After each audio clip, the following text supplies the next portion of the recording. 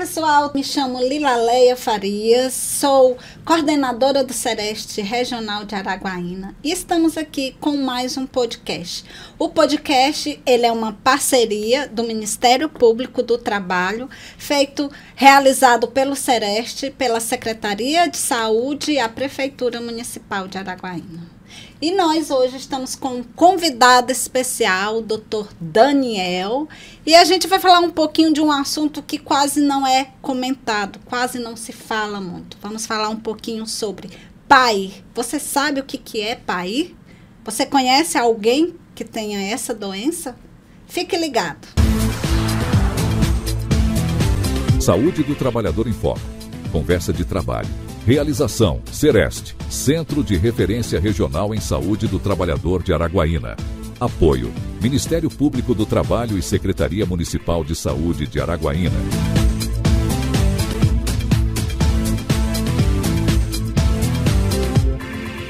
Olá pessoal, tudo bem com vocês? Estamos mais uma vez aqui gravando o nosso podcast Saúde do Trabalhador em Foco, uma conversa de trabalho. E hoje, estou aqui sozinha, porque a nossa amiga Priscila não pôde estar aqui, mas eu trouxe novamente novidades para vocês. E eu estou aqui com o Dr. Daniel Braz Nunes Azevedo para falar um pouquinho sobre PAIR, O doutor, ele é otorrinolaringologista, um nome bem difícil de se pronunciar, formado na Faculdade Federal do Pará. E o nosso assunto de hoje, nós vamos falar um pouquinho sobre PAIR, Você entende o que é PAIR? Você já ouviu falar? Você conhece alguém? Eu trouxe ele aqui hoje para falar um pouquinho sobre esse assunto. Começando, seja bem-vindo, doutor. É um prazer receber você aqui, A gente fica lisonjeado com o seu tempo, da sua agenda, do seu trabalho que você faz para a comunidade de Araguaína e de todos os outros lugares que lhe procuram. Obrigada pela sua presença aqui hoje. Eu que agradeço a oportunidade de estar aqui trazendo uma luz, sobre esse assunto, que a gente sabe que é tão comum, Quem atua na área como eu, e sabe a quantidade de pessoas que estão expostas a esse problema, o tanto que é importante da gente falar sobre isso. Então é um prazer enorme estar aqui. Ótimo, obrigada. E para nossos trabalhadores que estão lá do outro lado, o que é PAIR, doutor? PAIR é uma sigla, gente? É uma sigla que significa perda auditiva induzida por ruído, Por ruído. Tem vários outros nomes, Mas eu acho que o que pegou mais foi essa siglazinha, o PAIR. Acho que todo mundo já entende, o que seja, a PAIR. E pensar no ruído, que fala assim, perda auditiva induzida por ruído, O ruído é qualquer som inconstante, desconexo, qualquer som que seja assim, um incômodo, para a pessoa, E também colocar na PAIR, também está incluído também vibrações, Às vezes a gente pensa na PAIR como sendo exclusivamente aquele ruído, aquele som. O barulho. O barulho em si, A questão sonora, Mas também está incluído na PAIR a vibração, Dependendo do setor da indústria, que a pessoa trabalha, por exemplo, que tenham máquinas grandes, que incluem grandes vibrações, Isso pode ser também considerado PAIR, além de substâncias inalantes, tóxicos, solventes, que também possam ser considerados ototóxicos, Algum produto que você trabalhe, que você respire, que entre em contato e acaba também agredindo o seu ouvido, Certo. E quais são os sinais e sintomas, assim, que o trabalhador possa ter, esses trabalhadores expostos, para poder ter um diagnóstico de PAIR?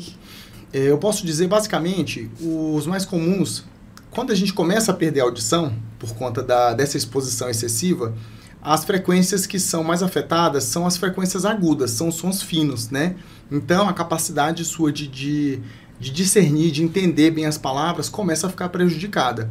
Então, é o famoso, eu entendo, eu escuto, mas não entendo, Então, se eu tenho alguém que está falando essa frase, já passou da hora de procurar.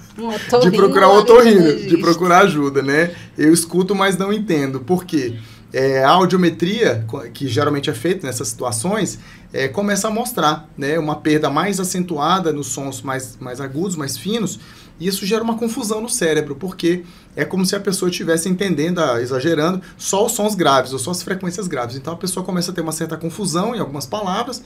E outro sinal também muito comum é o zumbido, né? O zumbido geralmente é um zumbido em apito, como se fosse um grilo, como se fosse aquela televisão antiga ligada, aquele apitozinho, né, que não cessa.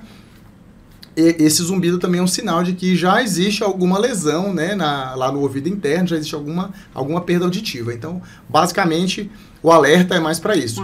Não começar a confundir palavras, né? Você está ouvindo ali, está conseguindo até se comunicar, mas já percebe que algumas palavras, né, tá confuso. E o zumbido, algum tipo de chiado no ouvido. E tem algum grau de perda auditiva? Aí quando quando o paciente faz audiometria seriadas, já de rotina, né, como parte do PMCO, né, o plano de PCMSO, fica até mais fácil para a gente detectar, porque faz todo ano, né, e a gente vai vendo aquela evolução, né. Mas em termos de perda auditiva, são 4 graus de perda auditiva, leve, moderado, severo e profundo, né. O paciente que tem PAI, geralmente ele tem uma perda ali moderada, está no meio do caminho ali, né? Então ele consegue ainda se comunicar, né, de uma certa forma, mas quando isso evolui, além do moderado, é uma situação que o funcionário, o paciente, já fica até candidato ao aparelho auditivo. Então pode chegar até esse ponto, da pessoa realmente ir para um grau de precisar de aparelho auditivo para conseguir se comunicar como era antes. É muito difícil, né? Essa parte, assim, para a gente diagnosticar, porque tem que ter um exame, né? Só ele chegar lá e dizer, olha, eu tô ouvindo, mas não tô entendendo, não vai ter como característica que é um PAI, certo? Não vai, E sem falar que tem outros fatores que influenciam na perda de audição, né, do paciente. Então, a idade é um deles, sim, né? A idade é um deles. A gente começa ali a dar sinais de perda auditiva passando ali os 50 anos, quando chega aos 75, metade das pessoas já perdeu quase metade da audição. Então, a idade em si já é um fator de risco. E aí, a gente, se não se cuidar, vai colecionando fatores. Diabetes, sim, tabagismo, exposição a ruído, né? Então, uma coisa que seria natural, muitas vezes você acaba acelerando esse processo de perda, que é uma perda irreversível, né? Realmente ela não volta, né? E tem um tempo de exposição para esse trabalhador ter PAI? Geralmente, tem a ver com o volume do barulho, né, que ele está exposto, né? Geralmente tem a ver com o volume do barulho. Então, para você ter uma ideia, a gente está conversando aqui mais ou menos a 40 decibéis, né? Um volume, uma voz normal, né? Uma pessoa que não fala nem muito alto nem muito baixo, né?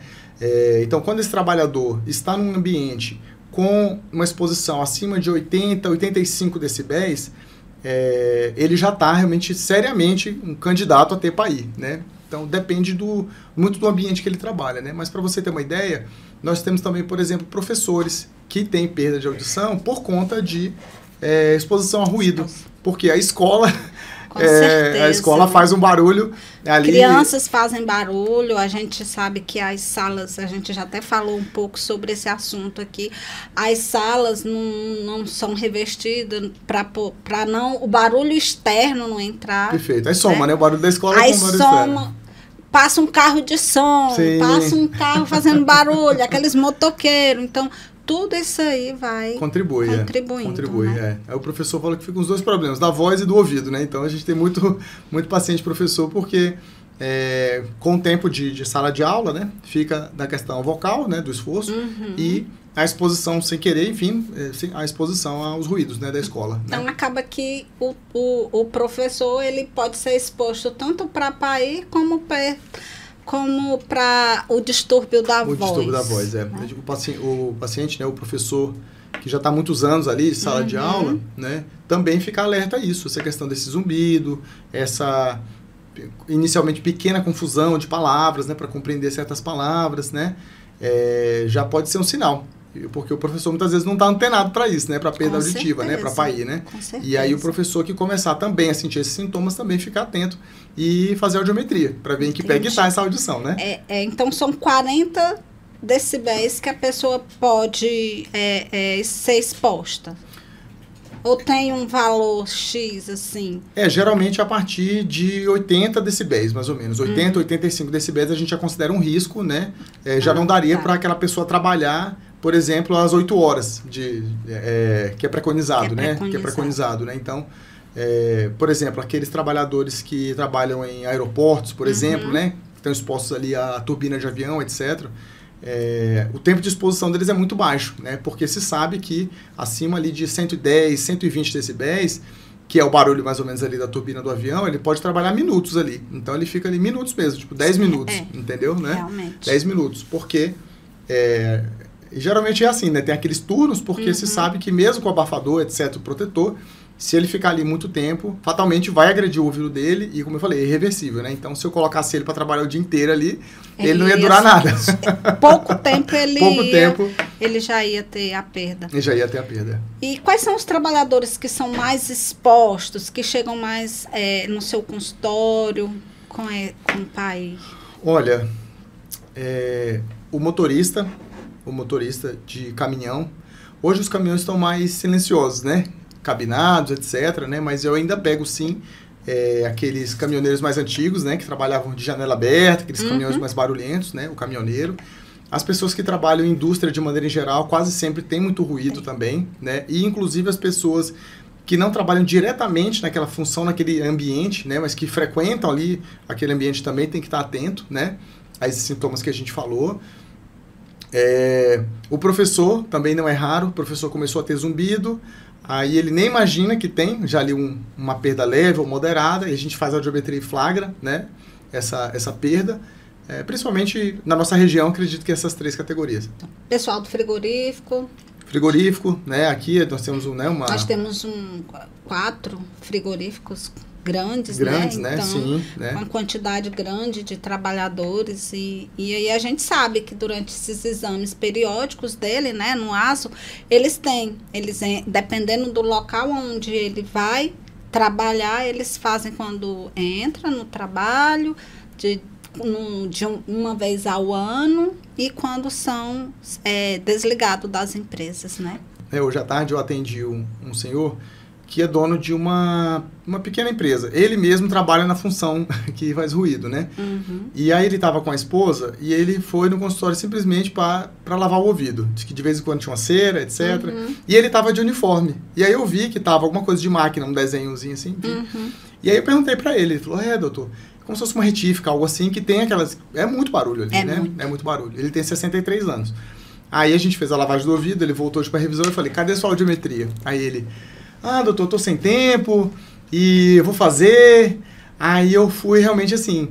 Nessa situação, e por isso que eu falei a importância desse momento nosso aqui, porque ele que é o dono da empresa, que é o patrão, não tá dando tanta importância, né, para isso, porque ele já percebeu, e a esposa já percebeu que ele tá assim nessa fase que eu falei. Tem certas frases que ele não entende, né? Certas pessoas com a voz ali, um tom mais agudo ele não entende, enfim. Um zumbidozinho que ele tá se acostumando com ele, né? Mas aí não quer fazer. Aí eu falei, cadê a audiometria? E ele não quis fazer, não sei se ele tá fugindo da audiometria, já imaginando que vai dar alguma coisa, né? Mas, geralmente, quando o trabalhador faz o exame e aí aquilo vira realidade, está no papel ali que realmente ele tem aquela perda, ele costuma se conscientizar, né? De que realmente ele precisa se proteger e que não tem volta, né? Então, a gente trabalha assim, olha, isso aqui é uma sequela. A gente vai trabalhar para isso não avançar, não piorar, né? O ruim é isso, né? Porque ela não volta mais, Ela não volta. Uma vez perdida, não volta mais. Não volta. A característica da APAI é que ela é neurosensorial, né? Uma questão realmente lá das células internas do ouvido, que são como neurônios, então elas morrem e não recuperam mais, né? E ela é irreversível por conta disso, né? Então, realmente, eu comentei da audiometria porque a pessoa, quando não faz um exame, parece que finge que o problema não existe, né? E aí, a partir do momento que a gente documenta aquilo, a pessoa olha e gera uma conscientização maior, né? Uma certeza, né? né? Que alguns agravos a gente tem só pela parte do exame físico, você já vê. E sim. Outros não, né? Como não. Aí tem que ter o exame, né? E se você examinar o paciente, não vai descobrir nada, né? Não vai descobrir nunca. Não. E os EPIs? Quais são os EPIs que os trabalhadores podem utilizar para evitar o PAI? Aqui eu vou começar do menos comum, falando, por exemplo, dessa exposição a solventes. E eu falo solventes, venenos, etc., né? Uhum. Porque existe isso também, que é uma coisa que nem se pensa, né? Então, se você trabalha com algum solvente, algum veneno, algo que você possa inalar, tem que ficar atento também, porque muita coisa da perda de audição, né? Então, se for pensar que a PAI, em termos de agravos, o segundo ou terceiro, dependendo, né, do país que você vai estudar, de frequência, então a gente tentar diminuir essa exposição. Então, primeiro, se trabalha com solvente, se proteger desse solvente, porque por mais que você esteja inalando, essa substância vai entrar na corrente sanguínea e vai afetar o ouvido, né? E em termos de proteção mesmo da audição, né, cada ambiente desse, que eu estava comentando os decibéis, né? Então, o paciente, o trabalhador que está naquele ambiente de 85 decibéis, que está ali no limite, que a partir dali já está fazendo mal para ele, aquele protetor comum, aquele laranjinha, né? Que a gente usa lá durante a ressonância, né? Aquele laranjinha já resolve, né? E aí, conforme for aumentando os decibéis de exposição, você vai usando abafadores mais potentes, né? Abafadores mais potentes. E você pode ir somando, por exemplo, pode usar o abafador tipo esponja, aquele laranjinha, e colocar o abafador, mesmo que pareça aquele fone de ouvido por fora, né? Para poder somar essa proteção, né? Existem também protetores muito bons, que você vê essa tecnologia em fones de ouvido, que são canceladores de ruído, né? Então, o pessoal que frequenta clubes de tiro, por exemplo, tem usado muito esse tipo de abafador, que além de ele fazer aquela ação mecânica dele ali para proteger do som, ele tem uma tecnologia que isola, né? Como se isolasse o ruído externo. Então, dependendo do ambiente que você está, vai ter um abafador mais específico para ele. E aí também tem o tempo da troca, né? Desses EPIs, e né? tem que estar de olho, tem que estar de olho. Mas assim, se a pessoa se conscientizar e usar ali direitinho, né? Realmente dá muito certo, evita bastante, muita coisa, né? E sobre o exame do diagnóstico, o principal é a audiometria. O principal é a audiometria. O que acontece? Geralmente, a audiometria ocupacional, ela é chamada audiometria tonal. O que é isso? O funcionário entra naquela cabine, né? Ali dentro, ela é acusticamente fechada, né? Então, lá dentro, teoricamente, ele não está ouvindo nenhum som do lado de fora. E aí são testados, por que tonal? Porque são testados tons, as frequências, né? Ali já dá para detectar se realmente o funcionário está tendo algum grau já de PAI, porque tem umas frequências que são típicas. Eu brinco que se o funcionário entrar calado, entregar a audiometria primeiro, eu vejo a audiometria, eu vou perguntar, você trabalha com ruído? Entendeu? Porque a perda é uma perda bem típica, porque quase sempre o som agride a mesma região do ouvido. E é igual para todo mundo. Então, quando o funcionário chega com essa audiometria, mesmo se ele quiser se esconder, eu ia perguntar, você trabalha com ruído, né? Já trabalhou, já teve algum acidente, né? Porque também pode ser um trauma acústico. Às vezes a pessoa não tem uma exposição seguida, né? Que é pior, mas ela pode ter sido exposta a uma explosão, né? Sim. A uma arma de fogo, por exemplo, ali, aquele estampido, e ali também ter agredido lá dentro do ouvido e pronto, faz o mesmo dano de quem trabalhou ali anos ali com aquela exposição, né? E quem usa esses fones de ouvido muito alto, som, põe ali, né? Também tem esse risco também, né? E o fone é pior porque geralmente quem usa o fone assim, dessa maneira, são jovens, né? Sim. São jovens, então é mais triste ainda, né? Quando você pega uma pessoa na casa de 20 e poucos anos, já com algum grau de perda, porque ele já está usando esse fone desde os 14, né? Com certeza. Quando ele tem 24, ele tem 10 anos de fone de ouvido muito alto, né? Então, como se fosse um trabalhador, vamos dizer, né? Já há 10 anos exposto ali. E o fone de ouvido acaba sendo um problema dentro das casas, né? Sim. Minha filha está pequena ainda, mas eu vejo no dia a dia, né? No consultório, que o adolescente acaba usando muito fone para tudo, né? Escuta música, joga, estuda, se isola também. Eu falo que o fone de ouvido... O fone de ouvido é uma barreira que eles impõem, né? Isso. Então tem essa questão psicológica também, né? E entra na mesma coisa, viu? Quem usa o fone de ouvido muito alto por muitas horas é a mesma coisa do trabalhador. É ruído, né? É um som muito alto ali agredindo o ouvido, né? Durante o exame, né, para detectar a PAI, quais são as características específicas que ele vê? Do exame, né? Do exame. Aí a gente tá lá com aquele funcionário dentro da cabine, né? Ele senta lá dentro, tem uma janelinha, e a profissional, geralmente a fonoaudióloga, tá do lado de fora, né? E aí ele coloca como se fosse um fone de ouvido, e a gente testa a condução dos sons, das frequências, através do fone propriamente, né? Como se estivesse usando um fone de ouvido. E é colocado depois um que parece um fone de ouvido nesse ossinho atrás da orelha, que é a mastoide. E aí a gente compara a condução do som através do ossinho e através do som. Isso dá essa informação pra gente, se realmente tem alguma perda ou não. Geralmente nas frequências mais agudas, né, ali de 4, 6 mil. As frequências graves mais lá na frente, realmente, que se tivesse manter a exposição e que começa a cair, né? Mas, dependendo do grau que cair, já começa a ter aquela situação que eu falei. Ó, tô entendendo, mas... Tô escutando, mas não tô entendendo. Mas não entendo. Né? A pessoa fala ali, principalmente se tiver sons competindo. Então, também um alerta. A pessoa tá... Televisão ligada, por exemplo... Ou então um ambiente com muitas pessoas, tipo, tá na igreja, muita gente falando, e você chega para falar com a pessoa não entende, porque tem muitos sons competindo. Isso já é um sinal também que pode estar no início ali da perda da PAI.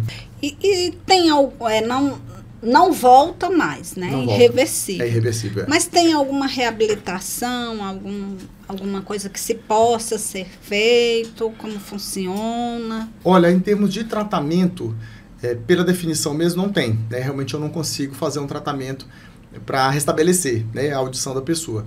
A gente, quando está mais avançada a perda de audição, ou o zumbido está muito intenso, começa a gerar outros sintomas nessa pessoa, né, nesse paciente, nesse funcionário, porque ele começa, principalmente o zumbido, quando soma as duas coisas, a perda de audição, que atrapalha a comunicação, e o zumbido. Aí, esse somatório de sintomas começa a dar irritabilidade, insônia. Aí vira uma bola de neve. Vira uma bola de neve. Aí a gente vai trabalhar, por exemplo, o zumbido e a perda de audição a partir de 40 decibéis que eu comentei lá atrás. Se a gente conseguir protetizar esse funcionário, esse paciente, o aparelho auditivo ajuda muito ele. Porque ele vai aumentar as frequências que ele não está escutando tão bem. Então ele vai voltar a se comunicar. Aí o cérebro dele vai montar as palavras de novo, que ele vai entender o grave e o agudo. E o aparelho também é um tratamento para o zumbido, né? Então eu consigo reabilitar esse paciente pensando no zumbido e pensando na perda de audição, né? Interessante. E para a gente finalizar, qual o recado que você pode passar para os nossos trabalhadores, né? Os nossos trabalhadores da zona rural, que são expostos tanto pelos produtos agrotóxicos, sim, como as máquinas que eles trabalham, né? Porque a gente sabe que a maioria, esses pequenos produtores, eles não usam EPI, né? É verdade. E para os nossos professores, para o nosso pessoal dos frigoríficos, para todos os trabalhadores, qual o seu conselho? O que você poderia dar para eles hoje? Eu vejo uma preocupação muito administrativa desse problema, né? Há uma cobrança nas empresas para que se use EPI, para que se faça a audiometria dos funcionários através do ASO, né? Mas eu queria que o principal é que as pessoas entendessem realmente que, como a gente vem falando aqui, que é uma perda irreversível, né? Que o prejuízo, né, de não se usar um EPI, o prejuízo de não se lembrar desse assunto é muito grande. É muito grande. Sim. E aí, como eu falei, realmente é muito triste você estar ali relativamente jovem e já ter uma perda de audição que atrapalha a sua comunicação, entendeu? Então, lá na frente, quando a gente vê a perda e pensa em aparelho, etc., a gente lembrar do chefe chato lá atrás, né, que ficava cobrando para usar o EPI, né?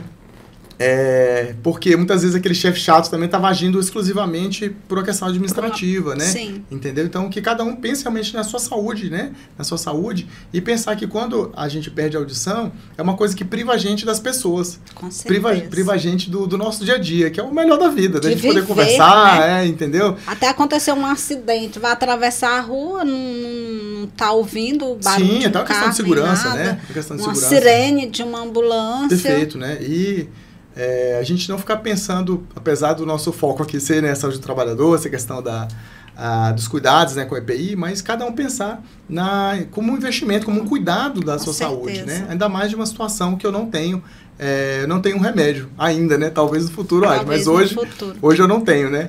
Então, para a gente ficar atento a esses sintomas que a gente comentou, né? Dessa confusão de palavras, de zumbido, às vezes misofonia, que é incômodo com sons.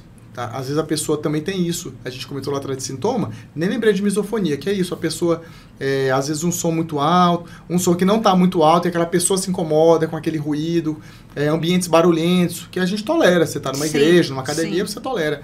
E esse paciente não tolera. Aí chama de misofonia, que é esse incômodo com sons, né? Certo. E aí já procurar, né? Ali o otorrino, já fazer audiometria para tentar detectar, talvez mudar de ambiente, talvez mudar de trabalho, né? Eu falo assim, muitas vezes o remédio é trocar de emprego, né? De trabalho, verdade.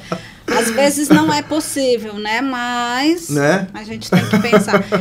Então, acaba que é a conscientização. Né? A conscientização dos donos das empresas, né? Por fornecer o EPI, a troca quando necessário, por fiscalizar os trabalhadores durante o trabalho, se estão ou não usando, né? E do próprio trabalhador, porque é a saúde dele. E perda auditiva induzida por ruído. A perda uma vez, ela não volta mais. Não volta. Então, realmente é a conscientização, né? Então, esse é o recado do doutor, a conscientização, tanto do trabalhador como os donos das empresas, né? O empregador, para usar os EPIs para guardar, né, corretamente, porque às vezes cuidar do seu EPI, porque às vezes até a forma de armazenar pode perder um pouco a função desse EPI, né? Então, esse é o recado do doutor e eu trouxe hoje uma lembrança para você. Olha só. Tá?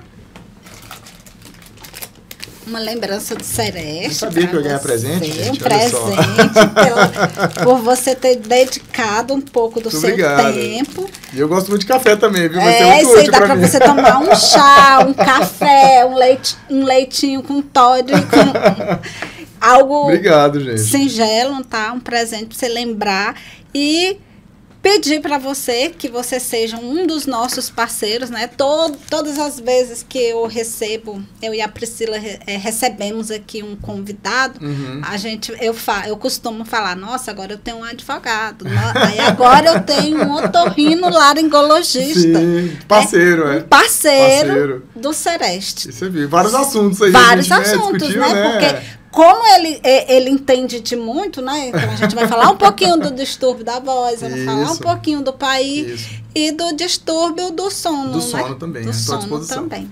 Muito obrigada, doutor, pela sua parceria, pelas suas palavras, pela sua explicação. E Maio Amarelo tá vindo aí. E a gente já ficou aqui nos bastidores conversando um pouquinho, porque vai vir mais ação.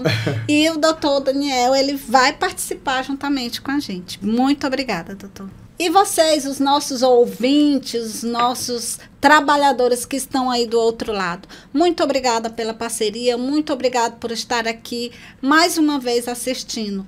E aguardem que vai vir muita ação nesse ano de 2025. Saúde do Trabalhador em Foco. Conversa de trabalho. Realização: Sereste, Centro de Referência Regional em Saúde do Trabalhador de Araguaína. Apoio: Ministério Público do Trabalho e Secretaria Municipal de Saúde de Araguaína.